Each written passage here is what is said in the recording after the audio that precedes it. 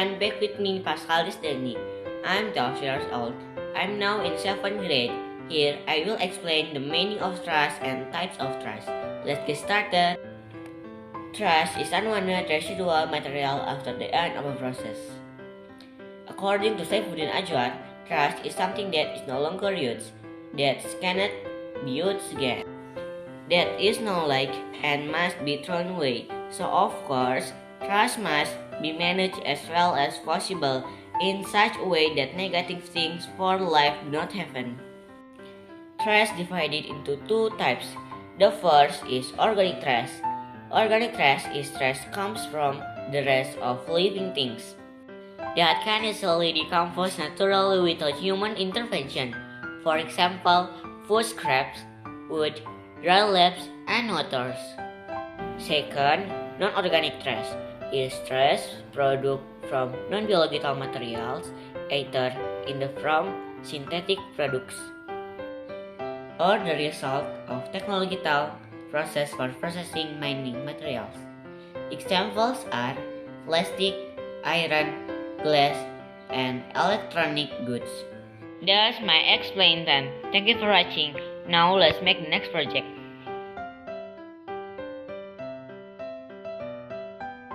Sekarang saya akan menjelaskan tentang pemanasan global. Pemanasan global atau global warming adalah adanya proses peningkatan suhu rata-rata atmosfer bumi, laut, dan daratan. Penyebabnya adalah efek rumah kaca, penggunaan bensin, gas karbon, dan penggunaan listrik yang terlalu banyak, serta masih banyak lagi. Dampaknya adalah perubahan iklim, mencairnya es di kutub yang membuat meningkatnya permukaan air laut, rusaknya ekosistem laut, dan masih banyak lagi. Penanggulangannya adalah melakukan reboisasi, mengurangi penggunaan plastik, menggunakan kendaraan hybrid, dan emisi bahan bakar, serta masih banyak lagi.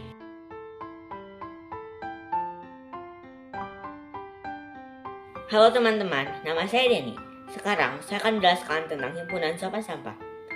Sampah adalah bahan sisa yang tidak diinginkan setelah berakhirnya suatu proses. Sampah dibagi menjadi 3 jenis. Yang pertama adalah sampah organik.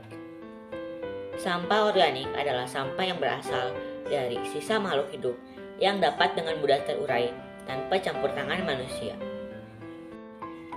Yang termasuk sampah organik ada daun kering, sisa makanan, kulit buah-buahan atau sayuran, dan masih banyak lagi.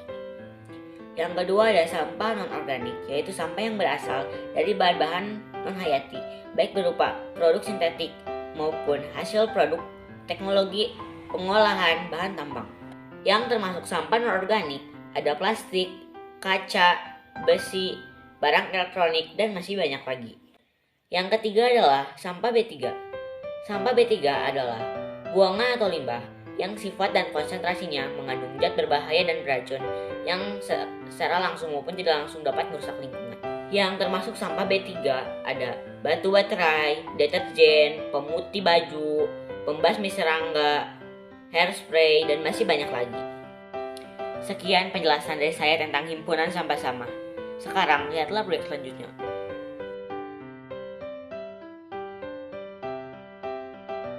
Teman-teman tahu gak sih bahwa dengan mengurangi penggunaan plastik, kita dapat mengurangi efek pemanasan global.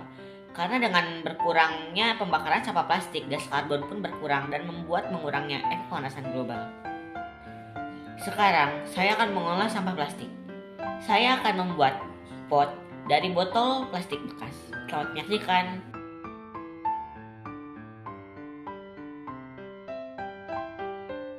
Pot bunga atau pot tanaman adalah sebuah kontainer di mana bunga atau tanaman lainnya ditanam dan dibesarkan. Dulunya dan masih ada sampai sekarang, pot bunga terbuat dari terakota. Sekarang pot bunga terbuat dari plastik, kayu, batu, bahkan dari bahan daur ulang.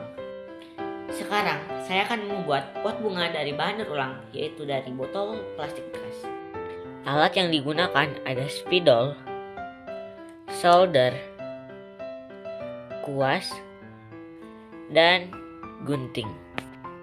Bahan yang diperlukan ada kertas, botol plastik bekas, solasi ban, dan cat.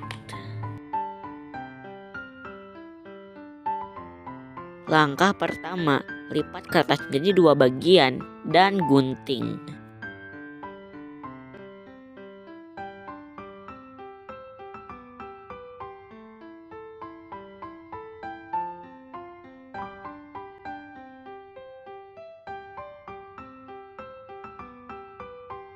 Langkah kedua, cetak pola yang kamu inginkan dan gunting.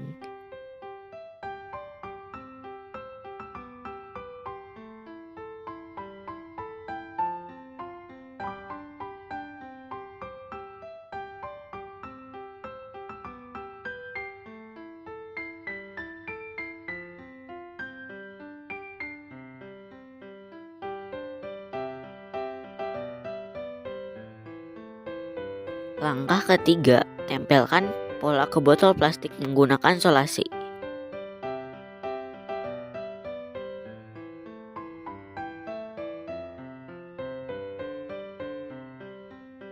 Langkah keempat, cetak pola ke botol.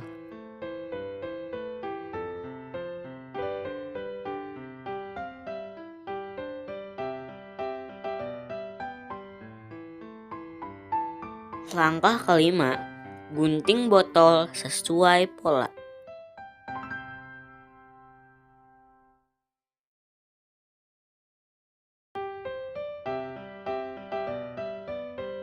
Langkah keenam, bolongi bagian bawah botol dengan solder.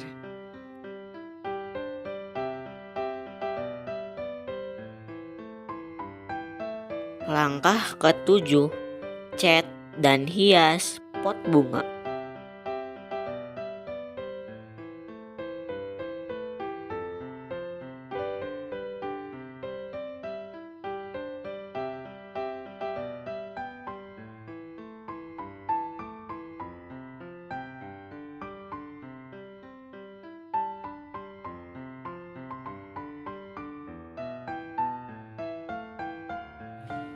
Pot bungamu sudah bisa dipakai. Sekarang masyarakat sudah bisa menggunakan botol plastik untuk membuat hal yang lebih bermanfaat tanpa harus membayar dengan harga mahal, yaitu dengan membuat pot bunga dari botol plastik sebagai media memperindah halaman rumah.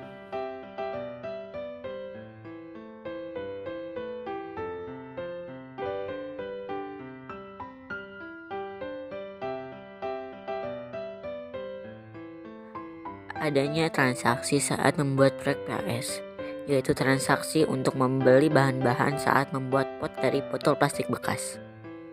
Yang pertama ada 1 cup cat putih seharga 12.000. Yang kedua ada 1 kuas cat berukuran sedang seharga 5.000. Yang ketiga ada 2 solasi seharga 3.000. Dan yang terakhir ada 1 spidol seharga 8.000. Ditotalkan menjadi 28.000. Ngolah sampah plastik. Waktu saya ngerjakan PS kolaborasi ngolah sampah plastik, abi ngadamel potina botol tilas minuman. Cara ngadamelna dibantosan kupun biang. Abi ngadamelna dina dinten Sabtu kaping 4 Desember 2020 hiji. Satu acan abi ngadamel pot, abi ngumpulkeun heula bahan sareng alatna. Pot anu tina botol teh ku abi cat bodas. Waktos ngecat, pandangan abi kakecretan ku ecat meuni barodas. Pot teh ku abi hias sapertos rupa meong. Ku abi gambar matana, irungna, baham, sareng kumisna. Handapna ku abi dicopongan heula. Ngarah waktos disiram caina keluar. Abi nyopongana nganggo solder. Saentos nganggo solder, abi teh hilap. Kabelna teh teu dicabut. Kusabab kepohoan, solderna teh ngeunaan kabelna. Nu ngajadikeun kabelna letay. Waktos ngadamel pot teh, abi ngarasa bingah. Kusabab pot teh langsung jadi. Teu aya menganu gede. Sakitu pengalaman Abi waktu ngerjakeun PAS kolaborasi ngolah sampah plastik. Mugia sing manfaat kanggo orang sadaya. Hatur nuhun. Lingkungan bersih, masyarakat pun sehat. Dalam rangka memenuhi penilaian akhir semester PPKN, saya akan mewujudkan kegiatan-kegiatan yang telah saya lakukan untuk menjaga kebersihan lingkungan rumah. Di antaranya adalah kegiatan pertama adalah membuang sampah pada tempatnya.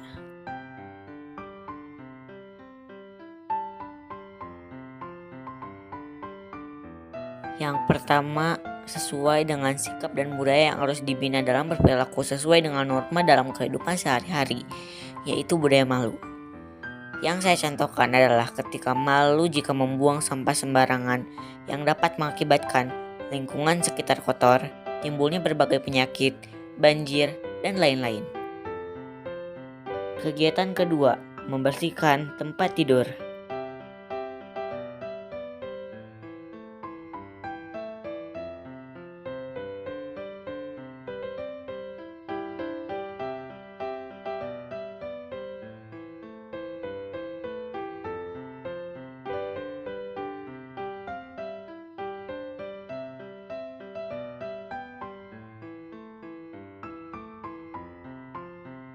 Masih dengan budaya malu, kita juga perlu malu terhadap perilaku kita yang tidak mau membersihkan tempat tidur.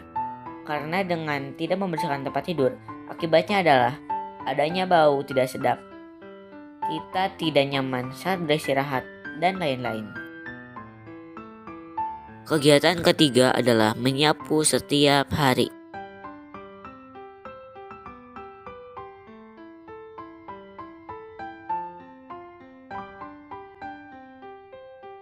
Selanjutnya adalah budaya tertib.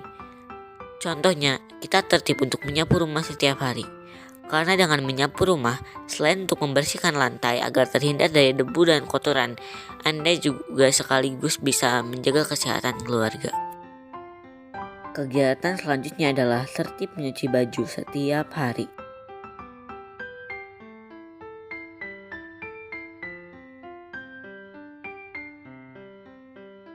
Masih dalam budaya tertib, kita juga harus tertib mencuci baju setiap hari.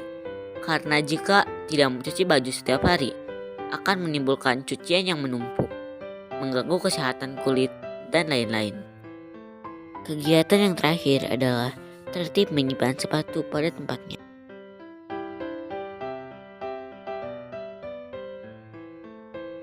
Yang terakhir juga masih dalam budaya tertib, yaitu tertib menyimpan sepatu pada tempatnya. Kita harus tertib dalam menyimpan sepatu, karena dengan tidak melakukan itu, rumah akan terlihat kotor, berantakan, dan bau dari sepatu itu ada di mana-mana. Itu dia kegiatan-kegiatan yang sudah saya lakukan untuk menjaga kebersihan di lingkungan rumah. Terima kasih telah menyaksikan. Marilah kita berdoa. Allah Bapa di surga, terima kasih Engkau telah memberikan kami tempat tinggal yang nyaman, indah, dan asri. Kami memohon agar Engkau memberi kesadaran kepada orang-orang agar memiliki kepedulian terhadap lingkungan sekitar dalam hal kebersihan, supaya kami dapat tinggal lebih nyaman lagi, jauh dari penyakit, serta menggunakannya lebih baik lagi. Doa ini kami aturkan kehadirat-Mu lewat perantaraan Yesus Kristus Tuhan kami. Amin. Sekian hasil PTS kolaborasi Bahasa Inggris IPS, Matematika, IPA, Bahasa Indonesia, Akuntansi, Bahasa Sunda, PPKN, dan PAK saya. Terima kasih telah menyaksikan semuanya. Dah.